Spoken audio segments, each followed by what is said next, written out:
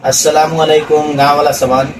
अभी हम कन्हमा में है और ये हमारे रजाउल मुस्तफ़ा हाफिज जी हमारे यहाँ पढ़ावत रहे 1 साल से। आज ये हजरत मिलने हमरे नजारत भाई के दुकान पे, तो ये हजरत के देख के और एक के बारे में सुन ली कि हजरत लुधियाना चले गए। हजरत क्या हुआ, आप पढ़ा नहीं रहे, दीन का खिदमत कर रहे थे, कितना अच्छा। इसे दीन की खिदमत करते थे, लेकिन कुछ वजूहात की वजह से हमने दिन की खिदमत करना छोड़ दिया।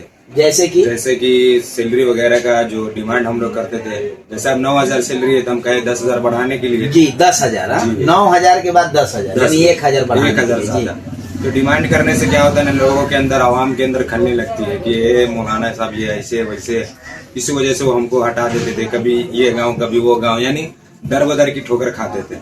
तो हमारे घर वाले लोगों को मालूम चला कि ऐसे ऐसे की बात है।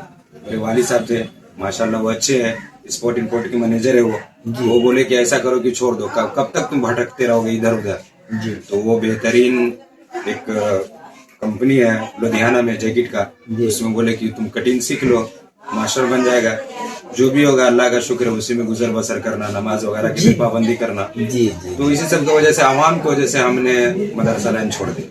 जी आवाम, देखिए आवाम क्या चाहती है कि हमारा बच्चा काम सीख रहा हो, तब भी होटल में काम करता है तब भी 10,000 दो। और आलिम साहब हमको कुरान सिखा रहे हैं, नमाज सिखा रहे हैं, दीन सिखा रहे हैं, तो इनको 10,000 देने के बावजूद भी इनको बोला जाता है कि फजर में उठिएगा, और एक दिन भी नागा हो जाएगा तो आपका पत्ता साफ है।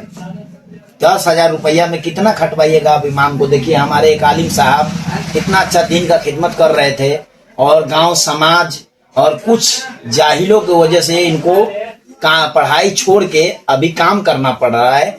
जाहिल में इसलिए कह रहा हूँ कि गांव में जिसको नमाज में खड़े होने की तरीका नहीं है, वो भी बोलते हैं कि इमाम साहब को कुछ नहीं आता।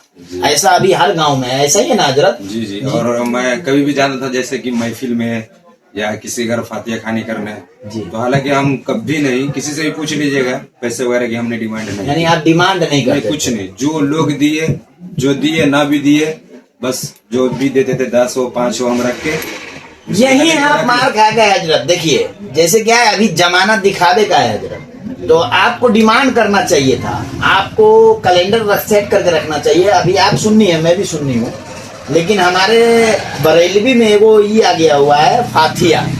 तो हजरत लोग क्या करेंगे, कैलेंडर मिला के रखते हैं, जितने वली पैदा हुए हैं दुनिया में, जितने सहाबा कराम हैं, सबका डेट ऑफ बर्थ निकाल रहे हैं।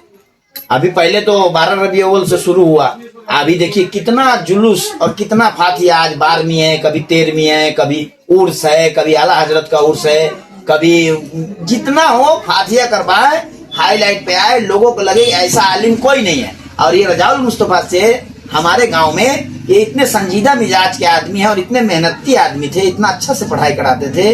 क्योंकि अगर ये वीडियो देख रहे हैं, बहुत सारा बच्चा इनके जाने के बाद पढ़ाई छोड़ दिया, और अभी वो भी दिल्ली, वो लुधियाना में जैकेट का काम कर रहा है, कोई सिलाई का काम कर रहा है, और हमारे हजरत भी सिलाई का काम कर रहे हैं। इसलिए कि अभी का माहौल ऐसा हो गया है कि 10,000 रुपया देंगे। वो पहले के जमाना में एगो कहावत रही कि देवा धान और छोड़वा जान, तो 10,000 में मौली साहब का जान मारे वाला है अपने इन्ने के आदमी संबंध। थोड़ा सैलरी बढ़ाऊ, परेशानी की वजह से हजरत चला गए जैकेट में, और एगो मौली साहब का बेचारा ट्रैक्टर चलाबो। अब बहुत सारा आलिम भी अब मजबूरी में विदेश जा है। हमारा रहमत हाफिज जी इतना अच्छा से पढ़ावे बच्चा के, अब बेचारा आज विदेश में फोन करके, जाकिर भाई हम 50,000 का महीना कमाते हैं और करते क्या है, 2 कप चाय बनाते हैं, और आपके गांव में हम 150 बच्चा को पढ़ाते थे और हमको 10,000 9,000 का सैलरी देता था। और वो भी आदमी आके बोल देता था, जिसको सही से इस्तिंजा करना नहीं आता है वो भी हमको समझा देता था। तो ये सब नहीं कीजिए, माहौल बढ़िया बना के रखिए। बच्चे का भविष्य बनाना है तो पढ़ाई पे लाजमी फोकस हो, और इमाम साहब की कदर कीजिए, हाफिज उलमी का, मौलवी का इज्जत करना हमारा फर्ज बनता है। और सैलरी बढ़ाइए सब आदमी, ताकि किसी को पढ़ाई छोड़कर कटिंग न सीखना पड़े। बड़े अफसोस की बात है। अस्सलाम वालेकुम।